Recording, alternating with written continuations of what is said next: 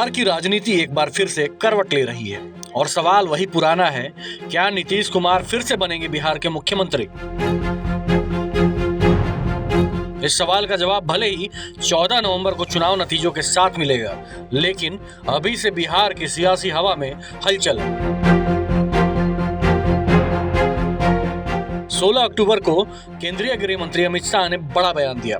उन्होंने कहा कि एनडीए चुनाव तो नीतीश कुमार के नेतृत्व में लड़ेगा, लेकिन चुनाव के बाद ये तय करेगा कि अगला मुख्यमंत्री कौन होगा, यानी फैसला अब विधायक दल के हाथों में है। इस बयान के बाद अटकलों का बाजार गर्म हो गया है। क्या बीजेपी अब जदयू सुप्रीमो नीतीश कुमार को किनारे कर खुद मुख्यमंत्री की कुर्सी पर बैठने की तैयारी कर रही है, या फिर ये सिर्फ एक रणनीतिक चुप्पी है ताकि सभी विकल्प खुले रहें? हालांकि अमित शाह के बयान के बावजूद एक बात साफ है, एनडीए अभी भी नीतीश कुमार के चेहरे के साथ मैदान में उतर रहा है, लेकिन अंदर खाने की बातें कुछ और इशारा कर रही हैं। वहीं नीतीश कुमार अब बिग ब्रदर की भूमिका से धीरे धीरे बाहर होते दिख रहे हैं और यही बात बिहार की राजनीति में एक बड़े बदलाव की ओर इशारा करती है। हालांकि बीजेपी फिलहाल इस मुद्दे को दरकिनार कर विपक्ष पर हमलावर है। बिहार चुनाव 2025 में महागठबंधन पर बिहार के मंत्री डॉक्टर प्रेम कुमार ने कहा कि बिहार 2025 के चुनाव में जहां एक तरफ एनडीए गठबंधन एकजुट है, वहीं दूसरी तरफ महागठबंधन की उल्टी गिनती शुरू हो गई है। बिहार विधानसभा 2025 का चुनाव जहां एक और एनडीए गठबंधन एकजुट है और वही उल्टा मैं देख रहा हूं कि महागठबंधन जो है उल्टी गिनती शुरू हो गई जाकर। और इतना मैं देख रहा हूं अखबारों के माध्यम से कि जहां कांग्रेस के अध्यक्ष हैं वहां भी आरजेडी प्रत्याशी दे रहा है, जिनका एक ही उद्देश्य है सत्ता की प्राप्ति करने होड़ में लगे हुए जाकर। बिहार की जनता ने देखा है 50 वर्षों का कांग्रेस का हुकूमत, लालू जी का 15 साल देखा लोगों ने जाकर के, क्या बिहार था करके। ये सपना रहे लोग और सपना में इनको आ रहा है सरकार बनाने का निमंत्रण जाकर, और जनता खारिज कर चुकी है इन लोगों को जाकर। और आज स्थिति ऐसी हो गई है, कांग्रेस पार्टी क्षेत्रीय पार्टी बन गई जाकर के। आगामी बिहार चुनाव में लोजपा के 29 सीटों पर चुनाव लड़ने पर केंद्रीय मंत्री चिराग पासवान ने कहा कि मैंने हमेशा गठबंधन की गरिमा बनाए रखने के लिए काम किया है और मेरा मानना है कि गठबंधन के बारे में चर्चा गठबंधन के भीतर ही होनी चाहिए। जस्ट टू रियलाइज की खामोशी भी कंफ्यूजन ही क्रिएट कर रही थी। मेरा नहीं बोलना भी उतनी ही मुझे लेके कंट्रोवर्सीज बाहर क्रिएट कर रहा था। बट मैंने हमेशा गठबंधन धर्म की मर्यादा को निभाने का मैंने कार्य किया। मैंने हमेशा इस बात को माना है और मैं मानता हूं कि गठबंधन की बातें गठबंधन के भीतर ही होनी चाहिए। कोई मतलब नहीं है इन बातों का बाहर जाने का।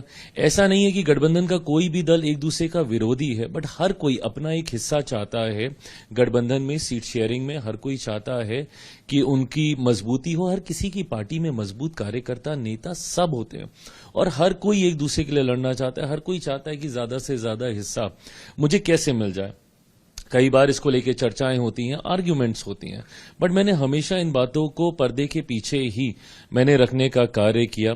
जिन मल्टीपल राउंड्स ऑफ मीटिंग का आप जिक्र कर, I think that is needed, you know, when you are finalising alliance of this level, you know, जहां पे 5 घटक दल आपके इन्वॉल्व हैं। हर किसी की भावनाएं, हर किसी की अहमियत, हर किसी के सम्मान का ध्यान रखते हुए आपको ये करने की जरूरत है। वैसे एनडीए गठबंधन के नेता महागठबंधन पर लगातार हमलावर हैं। राजस्थान बीजेपी अध्यक्ष मदन राठौर ने कहा कि बिहार में भाजपा जीतेगी, बिहार में एनडीए गठबंधन आगे है, उनमें केवल सिर फुटबॉल है, न ही वो सीटों का बंटवारा कर पाए, न ही कोई समझौता कर पाए। देखिए, बिहार में भारतीय जनता पार्टी जीतेगी। बिहार में एनडीए गठबंधन आगे है और उनमें सिर फुटबॉल है, विरोधी हमें। वो न तो सीटों का बंटवारा कर पाए, न समझौता कर पाए। अच्छा, वो एक नीतिगत गठबंधन नहीं है, बेमेल गठबंधन है, बेमेल गठजोड़ है, केवल स्वार्थ से गठजोड़ बना हुआ है। हमारा जो एनडीए का गठबंधन है वो सोच के आधार पर, नेशन फर्स्ट के आधार पर, सेवा के आधार पर बना है। मैं रहूं कि नहीं रहूं, ये संस्कार रहना चाहिए, सेवा का भाव रहना चाहिए, इस आधार पर ये गठबंधन है। बिहार चुनाव पर उत्तर प्रदेश सरकार के मंत्री सुरेश कुमार खन्ना ने कहा कि वहां पर कोई टक्कर ही नहीं है। कांग्रेस और तेजस्वी यादव एक दूसरे के खिलाफ उम्मीदवार उतार रहे हैं। बिहार चुनाव में जनता तो तय कर चुकी है कि एनडीए की सरकार बनेगी और मोदी जी के मार्गदर्शन में नीतीश जी के नेतृत्व में सरकार बनने जा रही है भारी बहुमत से। वहां पर कोई टक्कर ही नहीं है। जो आरजेडी जो श्रीमान तेजस्वी यादव हैं और उनके जो सहयोगी हैं वो तो आपस में सहयोगी लड़ रहे हैं एक दूसरे से। कांग्रेस और तेजस्वी यादव एक दूसरे के खिलाफ कैंडिडेट उतार रहे हैं। वहीं बिहार के उप मुख्यमंत्री सम्राट चौधरी ने महागठबंधन पर कहा, पता ही नहीं चल पा रहा कि गठबंधन हुआ है या नहीं। ये तो पता ही नहीं चल पा रहा कि गठबंधन हुआ है कि नहीं हुआ। महागठबंधन का स्वरूप क्या है कोई बता भी नहीं रहा। तो महागठबंधन है या नहीं है ये सबसे बड़ा प्रश्न है, महागठबंधन को बताना चाहिए। वहीं केंद्रीय मंत्री गिरिराज सिंह ने महागठबंधन में सीट बंटवारे पर कहा कि महागठबंधन अब कोई चीज नहीं रहेगी। एनडीए के खिलाफ अकेले किसी में लड़ने की ताकत नहीं थी, इसीलिए गठबंधन बना। देखिए, महागठबंधन अब कोई चीज नहीं है। ये गठबंधन एनडीए के खिलाफ किसी को लड़ने की ताकत नहीं थी।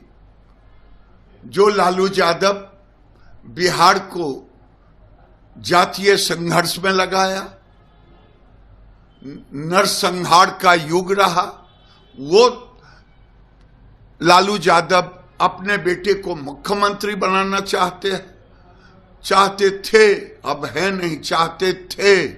कांग्रेस ने अभी तक नहीं माना और वो एक तरह से बिखर चुका है।